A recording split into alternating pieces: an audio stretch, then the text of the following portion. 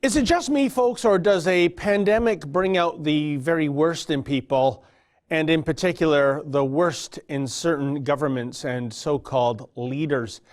And with COVID-19, oh my goodness, where does one even begin in trying to take inventory of the good, the bad, and the outrageous? After all, this story literally changes by the hour, and today can never hope to dream what tomorrow may bring. For starters, let's begin with the inexplicable rush on toilet paper. Now, if the coronavirus led to explosive diarrhea, I would understand the need to bulk up on the old Charmin Ultra Soft, but diarrhea is not a symptom, so why the panic to have at least 6 months worth of toilet paper on hand? My theory, it's all psychological. Look, one of the things that separates us from the denizens of the animal kingdom, in addition to opposable thumbs, big brains, and the ability to create fire, is the fact that we don't tend to do our business on the jungle or forest floor.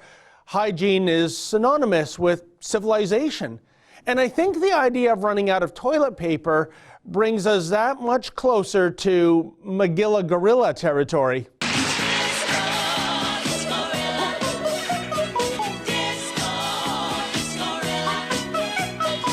Yikes.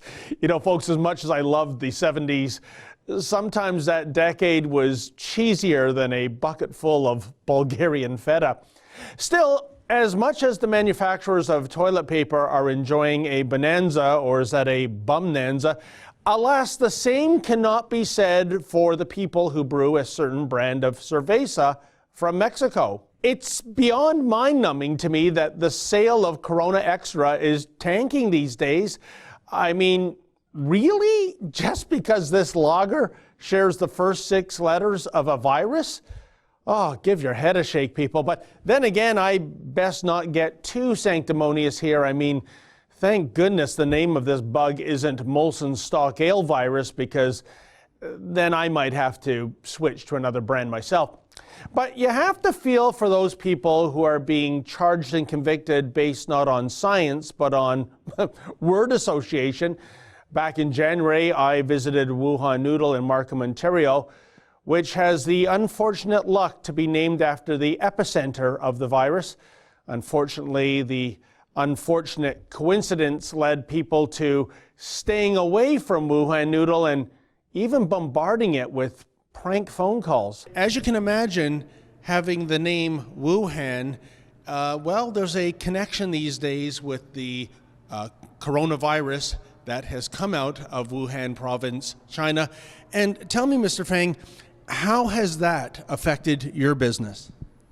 Like maybe like 5 or 6 days ago, and some people just calling us like, did you like sell the bad soup? Or do you have like that's coronavirus in your menu or something? So they just post on Instagram and said the coronavirus is spread to the market. It's really like bad effect for our store. Like every day the amount of revenue is going down, and people just say us with like very like strange and maybe like afraid of us. You know, it is people like Mr. Fang who I really feel for as COVID-19 continues to go, well, viral. I ordered the house specialty that night, Wuhan noodles, and let me tell you folks, they were the best noodles I have ever consumed. And last I heard, the community is rallying around Wuhan noodle, with many first-time customers flocking there, who believe it is unfair and downright ridiculous that a business could go belly up simply because of ignorance and perhaps even spite when it comes to those Lugans making those very unfunny, phony phone calls. I'm really pulling for Mr. Fang to get through this. But what about the role of government here? Are the various governments doing the right thing to stem the virus and to lead by example? I don't think so. That's an excerpt from my daily show, The Ezra Levant Show. Every day I do a monologue on the news of the day, then I interview an interesting guest, and then I read my hate mail. You gotta subscribe. Go to rebelnews.com.